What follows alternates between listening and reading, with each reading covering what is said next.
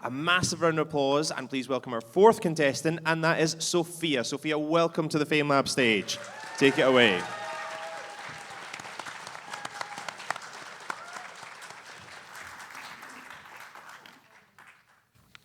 Have you ever had that feeling of gut-wrenching dread, where your heart beats a mile a minute, your stomach clenches in fear, your throat closes up?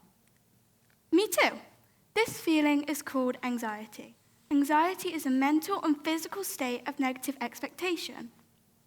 It's a state of defense where nerve circuits control over your mind and you overestimate a threatening situation.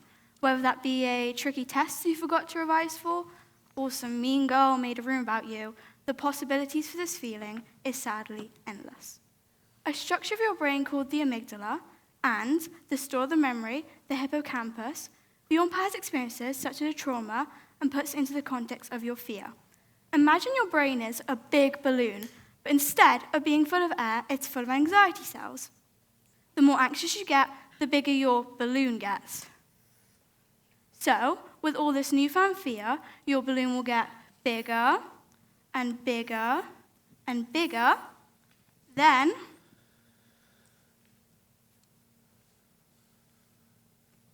pop. You begin to face the physical reactions. Once again, the amygdala is not on your side. With the help of the hypothalamus, which is like a musical conductor to your brain, it causes your heart to beat a mile a minute. It causes your stomach to clench in fear. It causes your throat to close up, and many more symptoms to occur. Another part of your brain called the prefrontal cortex interprets the nature of your threat and helps you decide on how to react. So, the theory by Walter Cannon may happen: fight or flight. Fight or flight is where your body acts as if your life is at stake. Imagine you're a caveman. You're on a hunting trip trying to provide for your fellow cavemen. A scary, saber-toothed tiger approaches you. In a moment of panic, you realize you have two choices: to fight this ferocious creature or run back to your humble abode. Now you're you again. You're sat at a desk with a paper in front of you.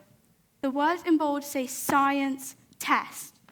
You can't rip the test up or run away, so your body goes into overload. In conclusion, anxiety isn't just a little orange Sherratt character fizzing around in your brain. It's so much more than that. It's something that sadly we all can relate to, no matter how big or small, how loud or quiet, how smart or dumb we are. It is something we have all fought and are all still fighting, including me. Thank you.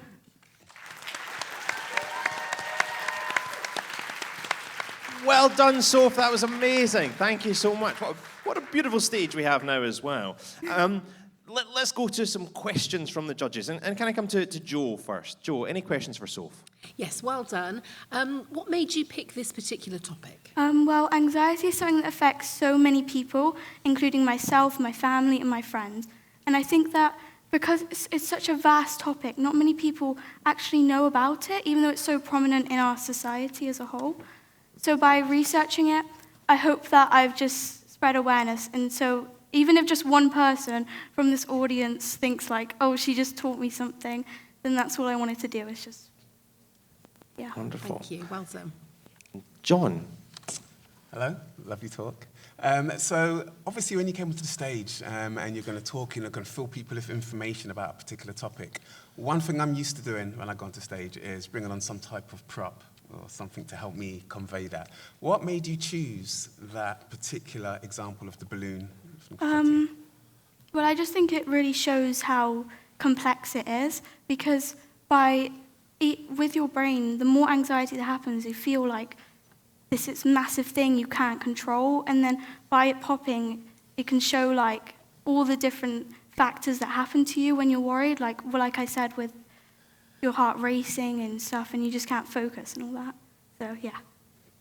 Thank you. Thank you. Wonderful. Thank you, judges. Thank you, Soph. You can grab your balloon and head back on down to your seat. Another round of applause for Soph.